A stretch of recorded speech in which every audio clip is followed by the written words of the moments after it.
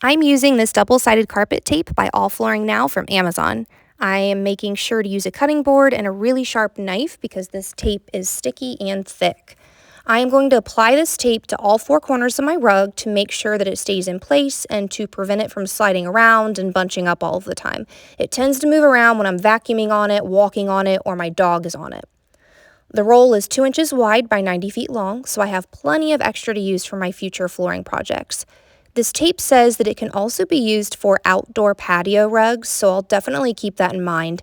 And it works well to keep your front doormats in place, whether they are outdoor or indoor. This tape is really strong and it has a really great hold. It has not moved ever since I applied the tape to this rug. Even when I tried vacuuming on it, it stayed in place. It did not go anywhere.